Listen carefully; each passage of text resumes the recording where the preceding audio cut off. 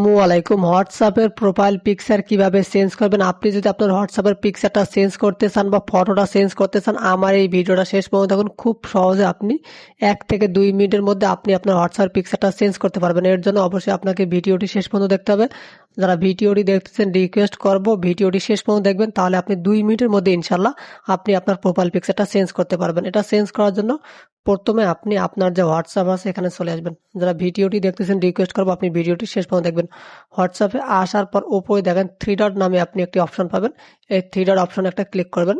Click করার পর settings নামে অপশন পাবেন, সবার শেষে এখানে ক্লিক করবেন। ক্লিক করার পর এখানে দেখেন আপনার প্রোফাইল পিকচারটা দেখাবে উপরের দিকে সবার উপরে।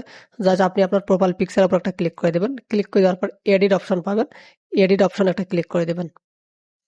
ক্লিক করার পর এখানে আপনি চাইলে সরাসরি ছবি তুলেও দিতে পারবেন, আপনার গ্যালারি থেকেও দিতে পারবেন। তো আমি জাস্ট গ্যালারি থেকে আপনাদেরকে দেখাইতেছি। জাস্ট আপনি একটা গ্যালারিতে ক্লিক করবেন।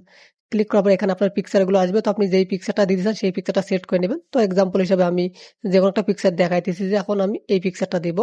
জাস্ট আমি আপনাদেরকে দেখাই ডাউনলোডে গিয়ে জাস্ট আমি এখন এই পিকচারটা দিব। এখানে ক্লিক করব। ক্লিক করার পর এখানে দেখেন নিচের দিকে ডান লেখা থাকবে। আপনি জাস্ট ডানের উপর একটা ক্লিক করবেন। ক্লিক করলে কিন্তু আপনার পিকচারটা চেঞ্জ হয়ে যাবে। আশা করি বুঝতে পারছেন। এভাবে আপনি খুব সহজে আপনি আপনার হোয়াটসঅ্যাপের পিকচারটি চেঞ্জ করতে পারবেন। ধন্যবাদ ভিডিওটি শেষ পর্যন্ত দেখার জন্য।